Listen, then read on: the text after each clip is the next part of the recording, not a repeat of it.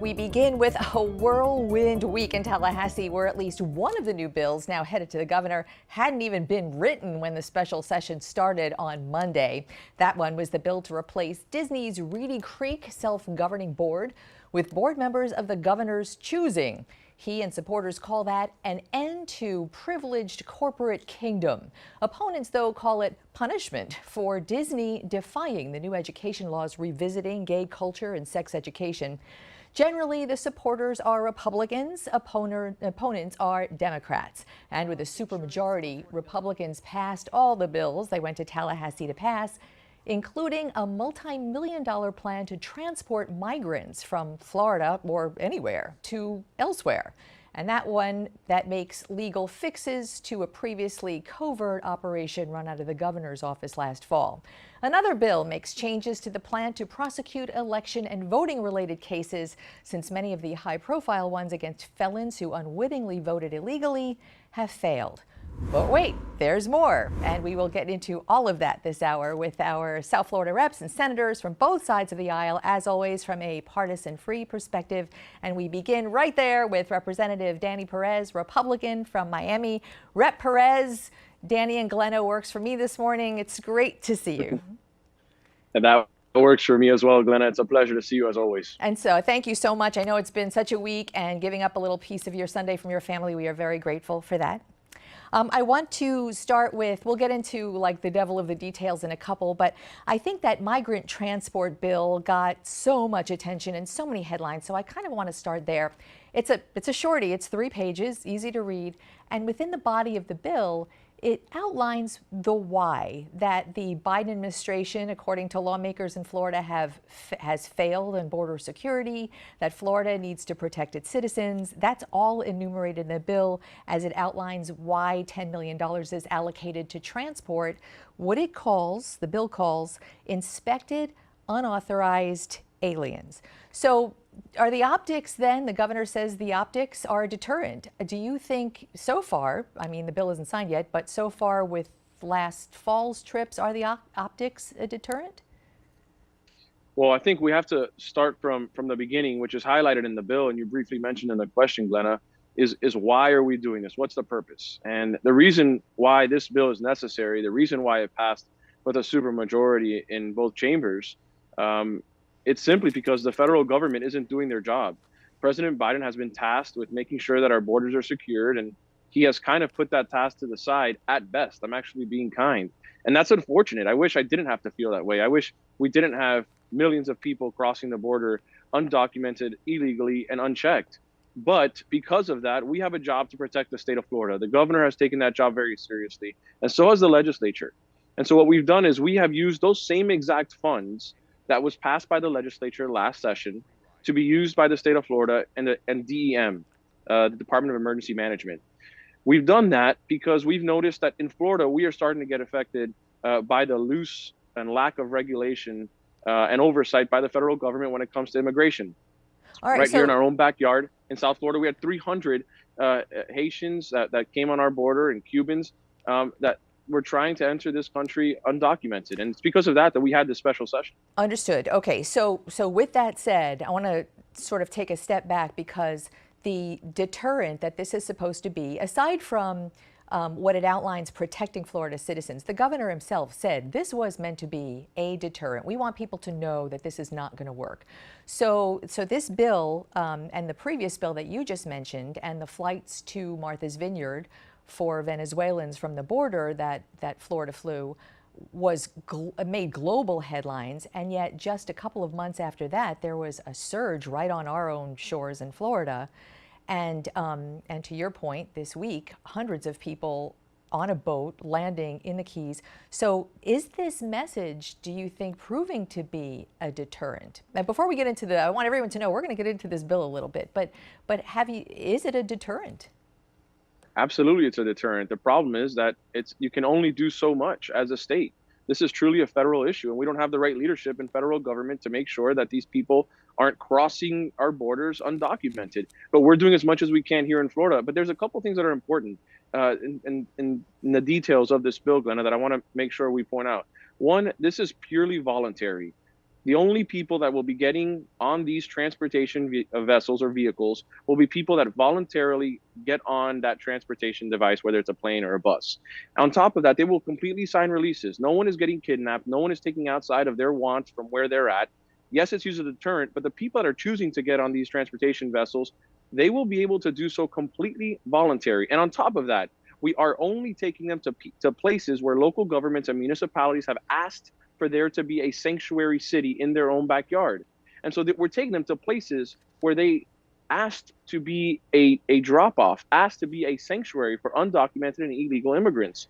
And so we're not disobeying the laws of where they are being transported to. We're not disobeying the laws of the state of Florida.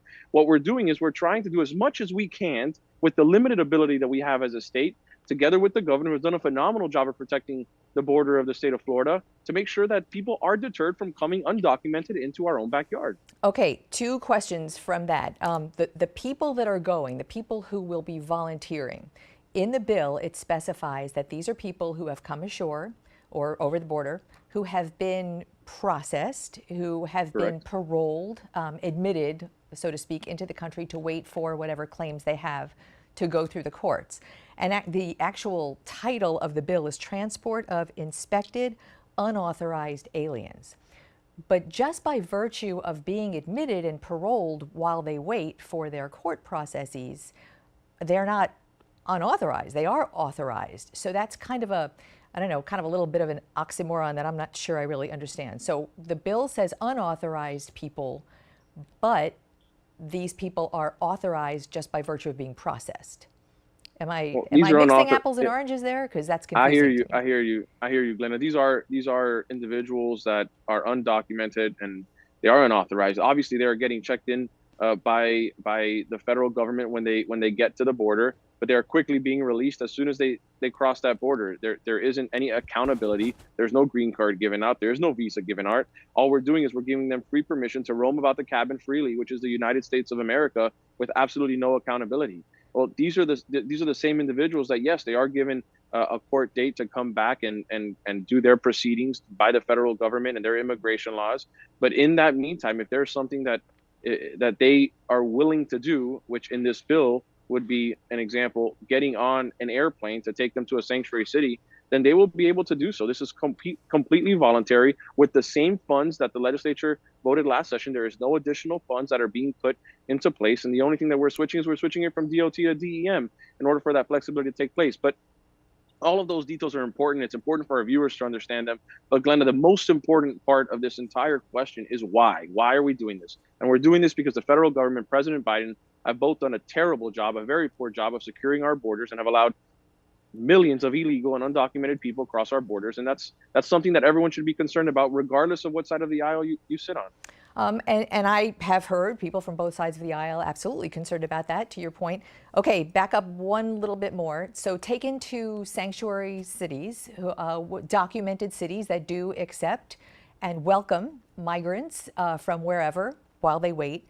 So there's nothing in the bill that I saw, again, it's 3 pages long, so there's not a lot of detail really in this bill, for the Department of Emergency Management, who is sort of shepherding this bill. Kevin Guthrie, the head of that, was on our program a few weeks ago. There's nothing that specifies that these locations, wherever they may be, Martha's Vineyard or elsewhere, be notified that these migrants are coming, are being transported from Florida. So is that communication part of the process to really ensure the safety and well-being of the migrants, so that these states could prepare to receive them? That's not specified in the bill. Is there any component of that that I'm missing somewhere? Two things, Glenna. In the premise of the question, you spoke about cities that welcome migrants.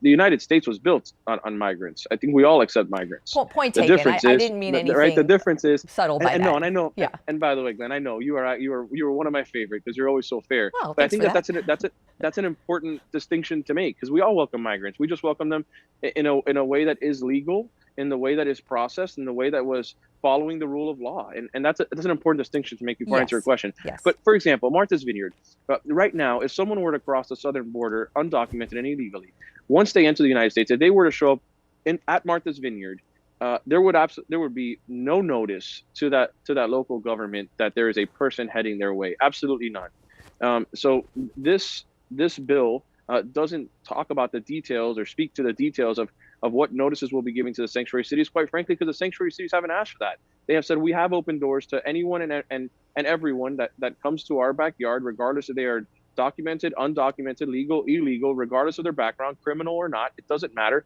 That is exactly why we banned sanctuary cities here in Florida. We wanted to make sure that if there is a criminal in our backyard that is undocumented, that we can do something about it and that we can actually uh, uh, um, uh, abide by the rule of law in our own backyard. These other cities have said, no, we're okay with that. We're not going to abide by the rule of law. If you're a criminal that is undocumented and you're in our backyard, this is your safe haven. This is your safe harbor. Welcome. You're here to stay.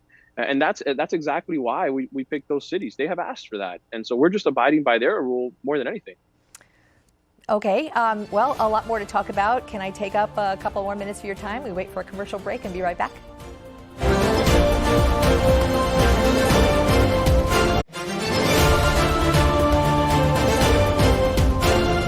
Back with Miami State Representative Danny Perez with us, talking about a couple of the bills in special session. We could go for a few hours on all the bills, so we'll narrow it down to just a couple. Danny, I wanted to talk about the bill that sort of changes Disney's Reedy Creek Control District, governing district, to renames it, actually leaves it largely in place, but gets rid of the governing board, and instead the governor will be appointing the governing board of Reedy Creek.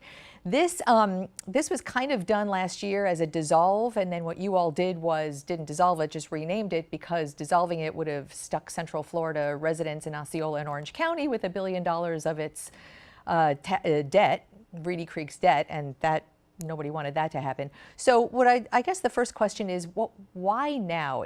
Through a partisan lens, I've heard your opposition say, well, this is retribution for Disney defying the governor on the parental rights bill.